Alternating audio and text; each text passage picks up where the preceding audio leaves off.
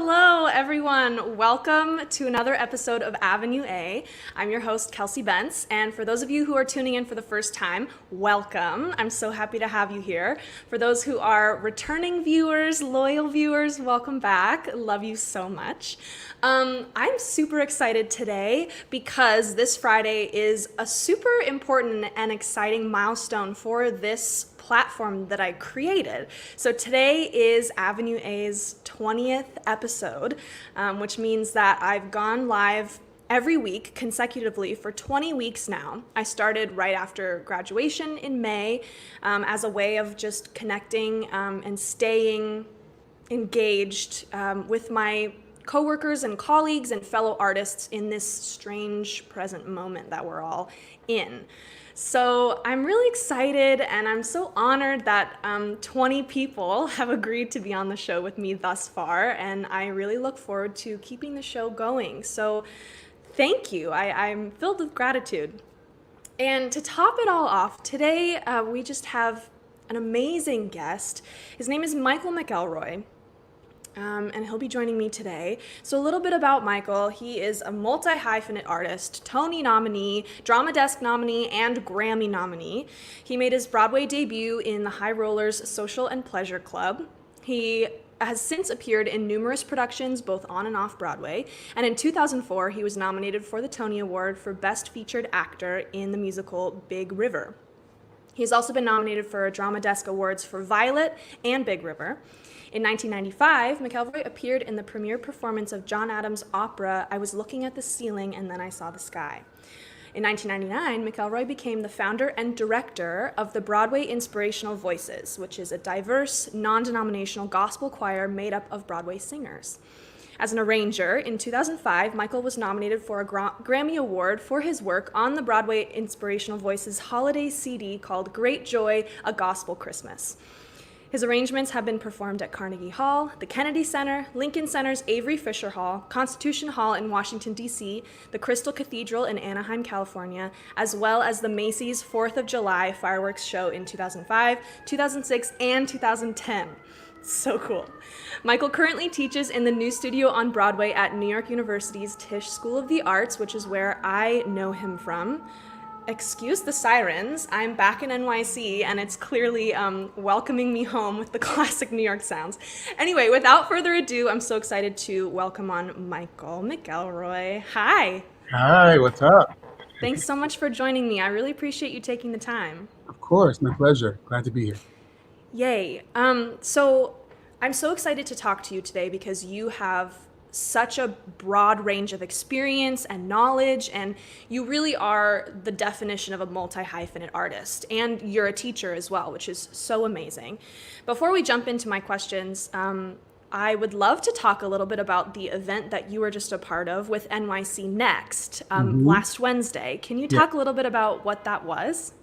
It was great. NYC Next is an organization that's just come out of this moment that is really focused on bringing together businesses and organizations to bring arts back to New York City. And with the understanding that for us, we don't need to wait for tourists to come back, that as New Yorkers, we can be responsible for rebuilding our arts community.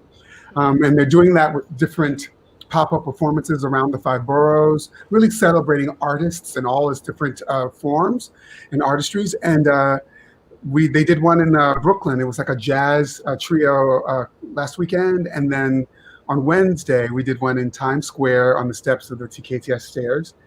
And we invited a bunch of Broadway actors to come together and sing this arrangement of Sunday from Sunday in the Park with George that I created with James Sampliner and Billy Porter for his first CD. And my choir members, a few of our choir members, plus all these amazing Broadway stars came back, and we, for the first time for all of us, with all our socially distanced gear and, the face shields and masks, the whole thing, but we sang together in, Times Square, and if you know anything about being a theater person, when you're doing a Broadway show, half your life is spent in Times Square, right? And for some people, it was the first time that they had been back in that area.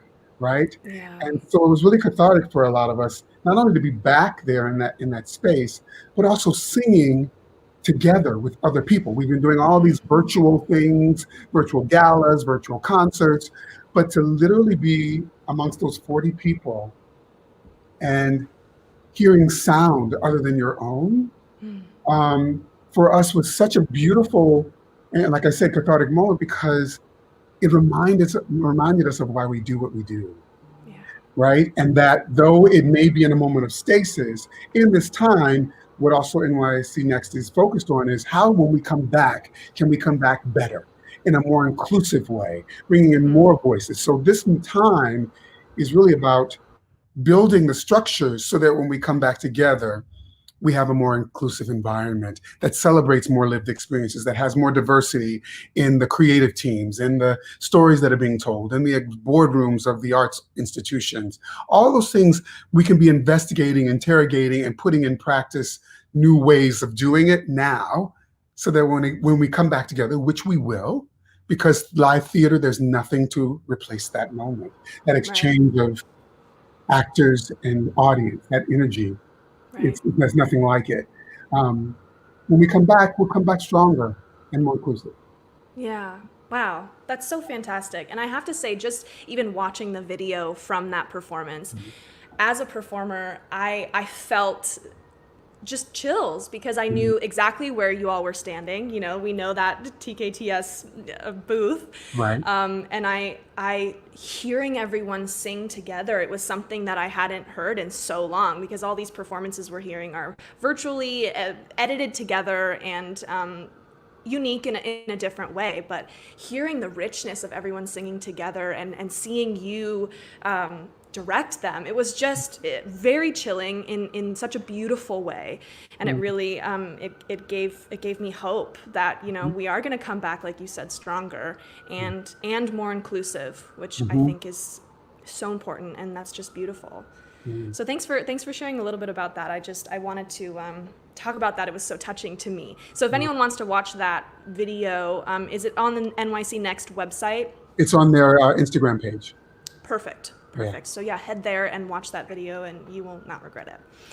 Mhm. So Michael, you are a performer, you're a composer, arranger, singer, but you're also a teacher and a professor at NYU, and that's where I know you from, and I think it's so fantastic that you spend your time also helping the next generation of artists learn their craft and become the best artists they can be.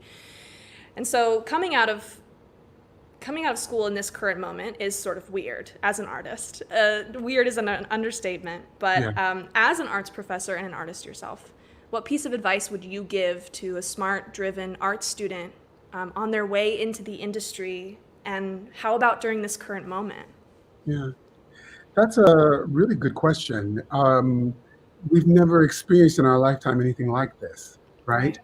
Right. So any advice I would have given before this, just everything's all the rules, it just goes out the window. I know. So what I think of, we a lot often we put our worth as human beings and as artists outside of ourselves. So it becomes who gives us something, who gives us a job, who tells us Mm, we're great, who says that they value us by wanting to be in a relationship or whatever. right. And in this moment, it's asking us to go inward, right? Mm, So I think for artists coming out into the field that doesn't really seems to be in a moment of stasis, which it is, um, it's really about going inward and looking at why is it that I want to do what I do, and how are the ways in which I can interrogate that, investigate that in this moment, so that when they say, okay, theaters are open again, you haven't, it's not like you have cobwebs all over your artistic spirit, right? hmm. That you are ready to Yes. step into it because you've done some work, whether that's reading, whether that's writing poetry, whether that's writing music, whether that's doing reading plays on Zoom with friends. We have to embrace this platform right now. Right. And, thank goodness we have it, right? Or Right. there's no way to connect, right? Right. So I think it's really about turning inward and seeing what is it that I need to work on in myself as an artist and a human being, so that when they say, okay, we're back open, I'm ready to step into that place and Hmm. not to use this time as a moment to kind of just go dark and I don't mean spirit wise, I mean just to stop Right. and tread water, right? Yeah. Nobody else is responsible for your artistic growth and inspiration. You have to Hmm. do that for yourself. And it's Hmm. if we have to learn it now in this moment, that's a gift, Yeah. you know? Yeah. Truly. Oh, Presley. Hi, Presley. She says perfect season Hi, one Presley. closer. Yay. Yeah, Michael, I think what you're saying is so true, and it's such a great reminder because there are so many emotions happening right now, especially for artists. It's like we express ourselves through community and through, the connection between actors and audience and all of that, and so much of that is not happening right now, obviously. And so it's hard to sort of keep going sometimes in this moment when all you want to really do is just hide under the covers. Mm. So how do you navigate this moment? Mm. I do too much. I go the exact opposite way, right? Yeah, yeah. But I do feel like sometimes, in exactly what you said, the audience and the community, sometimes that can also be noise. You know what I mean? Hmm. That we're just used to being fed from outside sources, right? Yeah, yeah. And I feel like that's great. And who doesn't love applause? Who doesn't love that interchange of energy between an audience and the performers on stage? Who doesn't love the community that we get to be a part of Right. and create our own family in? But that still does not center who you are as an artist. That does not center who you are as a human being. You are at the center of that. So in this moment, it's requiring us to go deeper.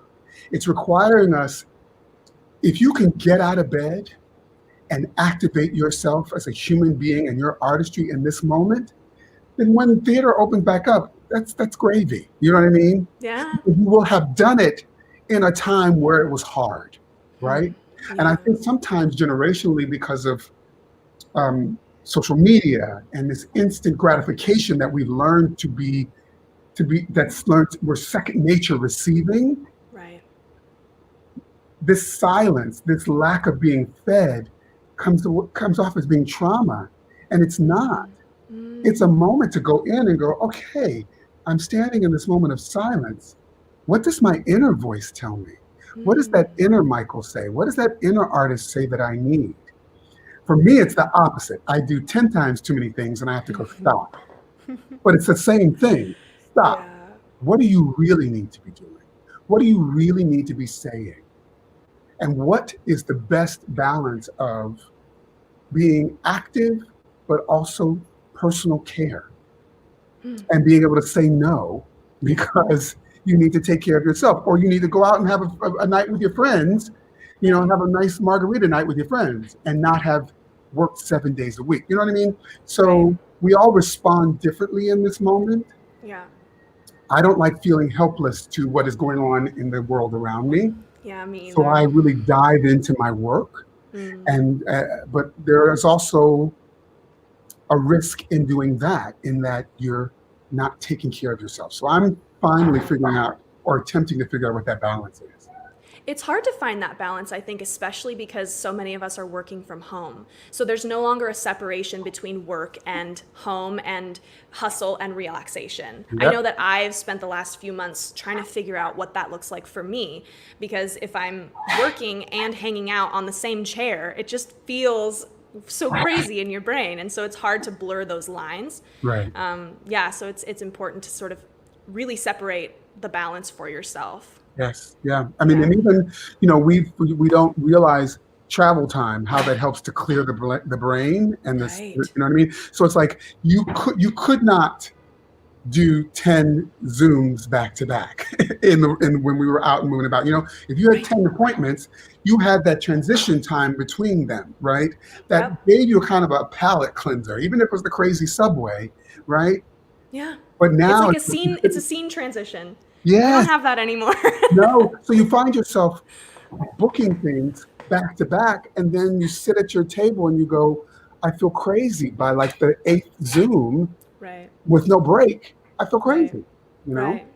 Absolutely. Yeah, it's so hard. And you think just because, we have that like extra time without the commute Mhm. that you can add more things in, but it's important. Like we just had a comment, balance is so hard. That's my Yes, it mom. Thanks is. for tuning in, Mom. And yes, it is so hard. And Yes, it she's really is. helpful with helping me find balance. Yeah. So, balance is important.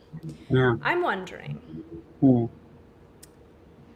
so you're talking about diving into your work and that's how you tend to sort of go at it. Like you just in times of strife or struggle or like a moment like this, you just go after it, which I think is so fantastic.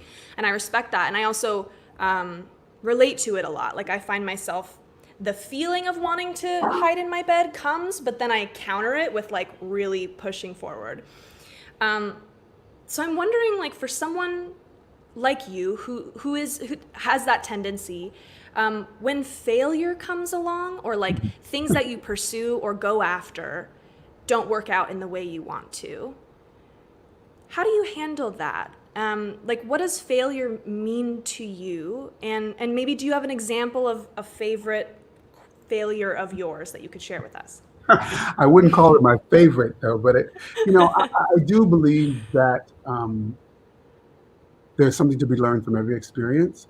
Yeah. I grew up, I'm the son of a minister. My grandfather was a minister. I grew up in church Mm, 7 days a week. So I have evolved in terms of how I connect to something greater than myself. mm, But I do still maintain that spirituality and belief that my life, like your life, like every single life, is unique and your path is your own. And mm, the way I try to live is to do the work so that when the opportunities come, I am prepared to step into those opportunities.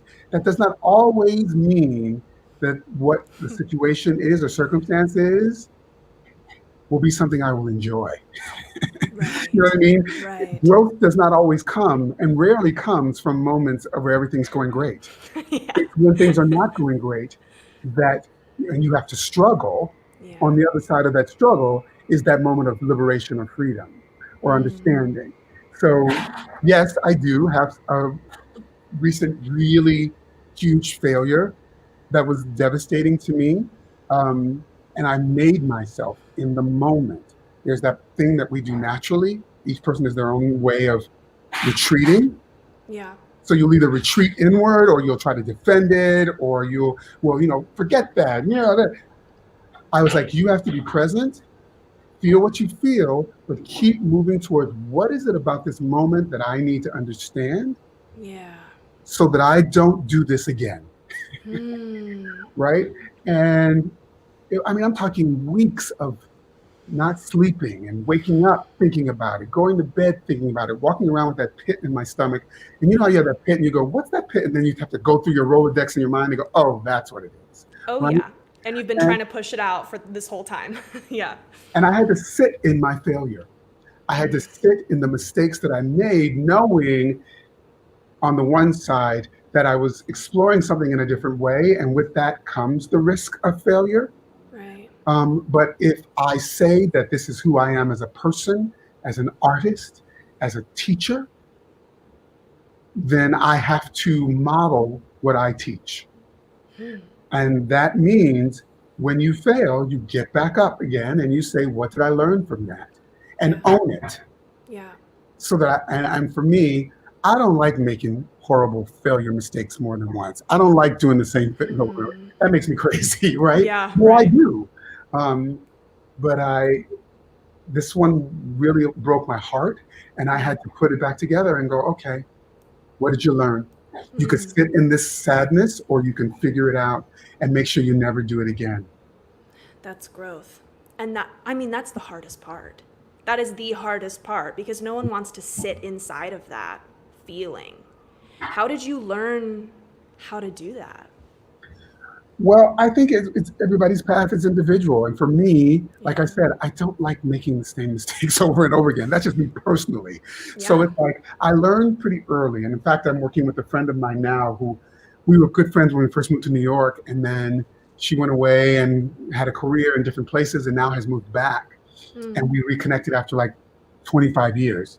Mm. And she said, I was thinking about you the other day because you said something to me all those years ago about when there are difficulties or trials or failures, that it is better to just walk through the fire than try to walk around it or avoid it, because when you do, it just meets you on the other side.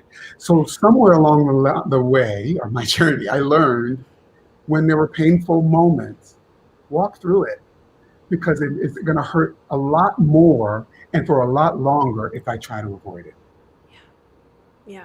So even with these failures and the failures that I've had recently, that it's just go through it, Michael. Just go through it. Yeah. And you will come out the other side regardless. Mm-hmm. Yeah. Yeah.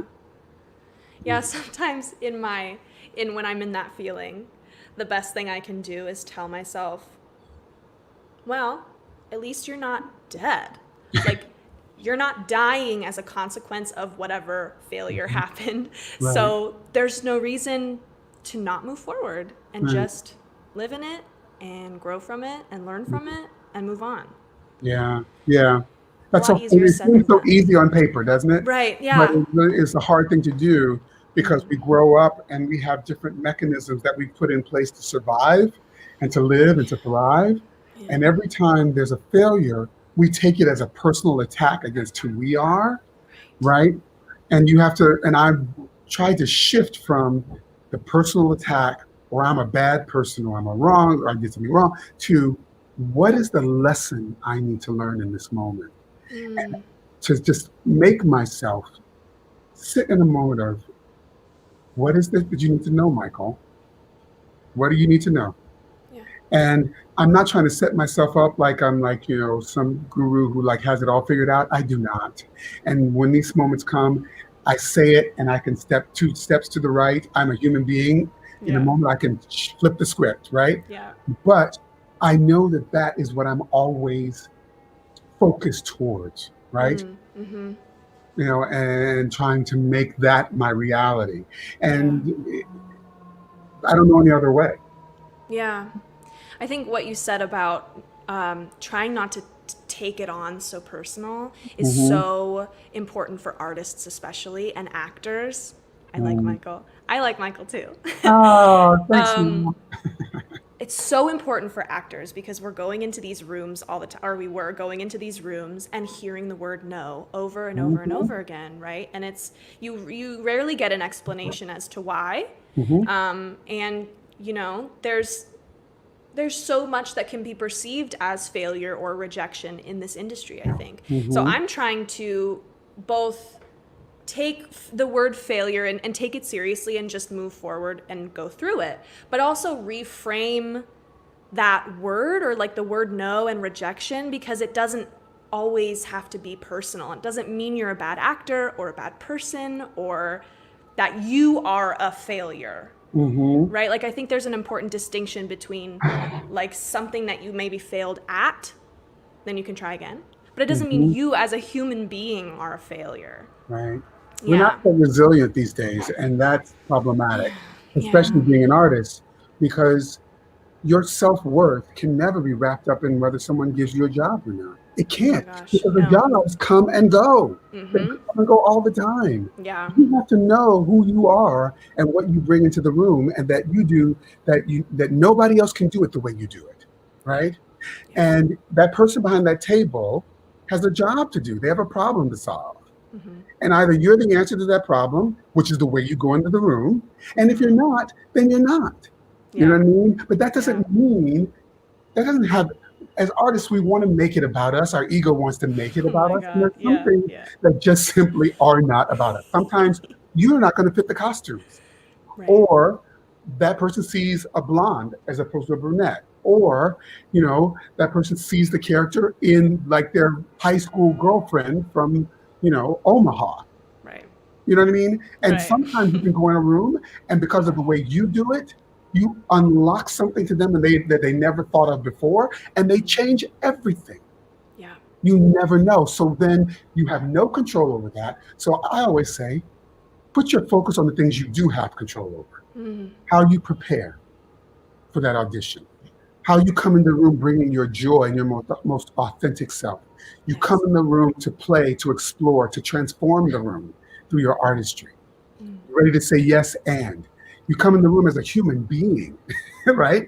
Not Yeah. as an automaton that puts his music, you know what I mean? Right. Bringing your energy in the room and transforming it through your artistry and through your humanity.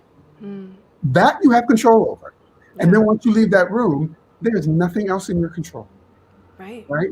And I've had friends who have said, who have now, achieved a certain level of success that said, I wish when I was younger, I had heard more no's, because more no's to me meant that I was risking more, that I was failing more, Wow. that I was, trying more things and not playing it so safe. Wow. Um, so I think that in terms of the artistry, failure, especially in practice, especially in training, especially in rehearsal process, that's how we learn. If we play it safe, we cheat ourselves of the 10,000 possibilities that could lead to something that could transform the way we think about the lived experience that we're bringing to life and through our work. We just Right. never know. You never know.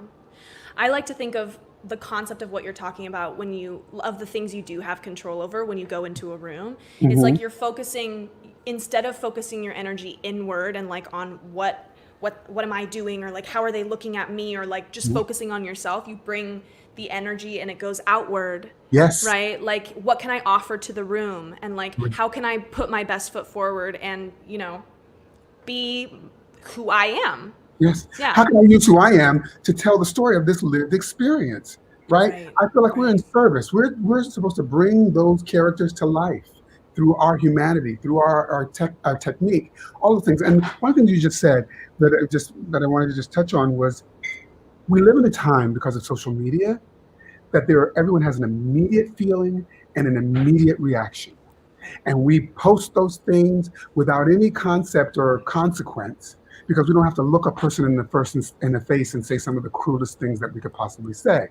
And what that has done, what that has birthed in us, is one, this idea that there's no consequences and everything we feel is fact, which is not.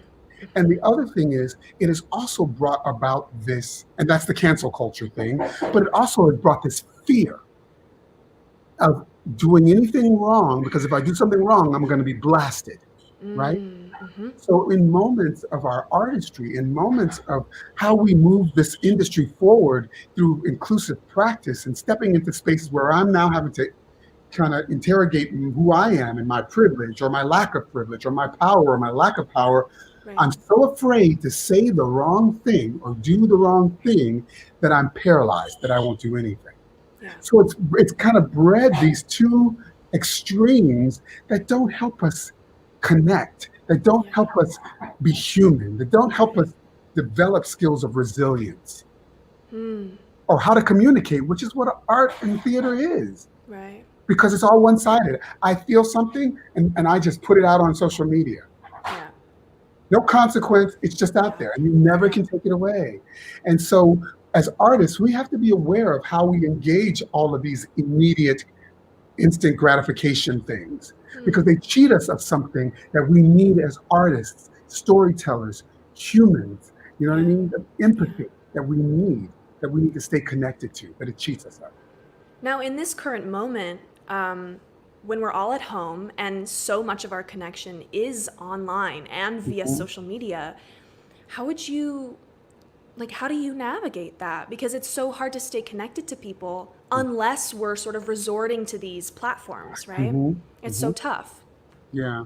Well, I have a group of New York friends, and we get together and socially distance, and then we have dinner outside or whatever. But there are people that I stay connected to, and at least once a week, we have a dinner or a brunch on the weekend. So I know that's coming, right?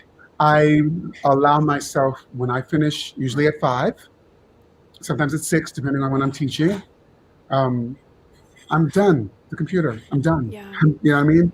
Yeah.